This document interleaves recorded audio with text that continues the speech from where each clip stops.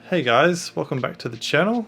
So today I wanted to do a bit of a comparison video between my old lighting setup and my new lighting setup. My old lighting setup was using two $50 lights, soft boxes that I got from eBay. I actually used them for my photo booth business that I used to have. But the new setup is using an Aputure 120d Mark II, which is actually around $1,400 including the soft box itself. So it's definitely a lot pricier than a $100 setup with those two $50 eBay lights. So was it worth it? Hopefully this video will be able to answer the question as well as make me feel better about spending 1,400 bucks on a light. So I'm wanting to take YouTube a little bit more seriously this year, and so I decided to reinvest some of the money that I've made from YouTube so far back into some new gear to hopefully bump up the production value a little bit. Now I did seriously think about buying a new camera. I've been looking at the Blackmagic Pocket Cinema cameras. They're super cool. I really still want one of them. And I've also been looking at the classic Sony A7 III, not the A7S3 or 3S, whatever it is, because that's ridiculously expensive, but the older A7 III, because it's a really nice camera. But I decided not to go for a new camera, instead go for a new light. And that was for a couple of reasons. One was the light was about half the price of the camera, so I'm saving a little bit of money there. But also I decided for YouTube, you don't really need an incredible top of the line cinema camera, or even something as fancy as a Blackmagic Pocket Cinema camera. At least not for the kinds of videos that I shoot at the moment. Plus the camera that I've got, even though it's a basic camera, it's a Canon 200D, it actually does a pretty decent job. I'm really happy with it. And so I decided it probably makes more sense to invest some money at the moment into the set design and the lighting to hopefully increase the look of the video before I go out and fork out $3,000 plus for a whole new camera and lens. When my current camera does the job perfectly fine. Plus I did consider having to deal with massive 4K file sizes. At the moment I'm only having to deal with 1080 file sizes, which is a lot more manageable. But without further ado, let me jump out of my seat and I'll show you a proper view of my two lighting setups. Alright, so this is my little setup. This is the seat that I normally sit in. I've got my little tripod here for my camera, and then another little tripod for my microphone down here, which I started using recently. Got a mirror here, so hello. I'll just jump over this side of the room to show you this angle. So this is typically what I'm looking at when I am shooting towards the mirror there. So I've got one key light up here, and then I've got another of the same light behind that sheet. And I use the sheet as an extra diffuser, just for some fill light.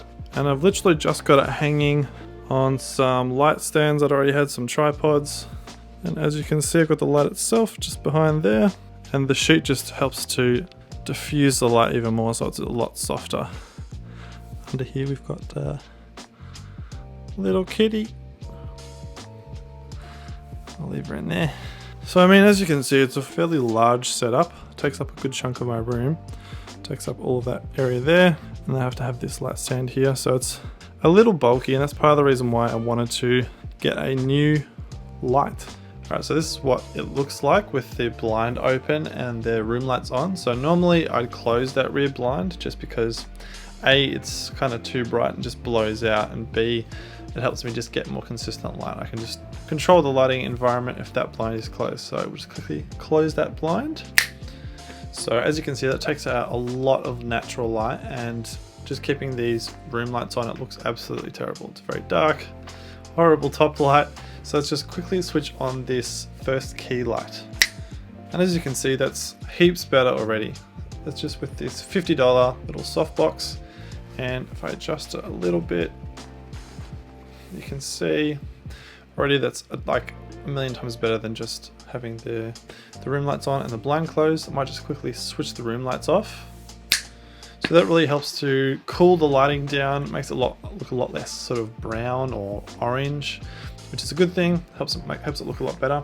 But as you can see, because this diffusion box is kind of small, I can only angle it in certain ways, but it makes the lighting look a little bit harsh, like it's quite dark on this side of my face. It fills up the rest of the room, which isn't necessarily a bad thing, but just that harsh shadow on my face doesn't look the best, which is why I decided to add in this extra light with the big sheet to diffuse, just to add some fill light. So if we switch that on, as you can see, fills in the shadow a lot more. It makes it look a bit more normal and natural, and hopefully looks alright. The downside to using this extra fill light is just that it sort of makes my face look a bit flatter. There's not as dynamic or interesting, but I've decided it's just a lot better than having this light here by itself, because otherwise you get too much shadow. But I mean, as you can see, it actually doesn't look too bad really, considering it's just like $100 for 2 of these lights, and then a sheet that I already had. You don't have to use these lighting poles, you could just use whatever you want to sort of hang up the sheet, and there you go, you've got a pretty decent setup for like $100. But like I said, I decided to upgrade my lighting a little bit,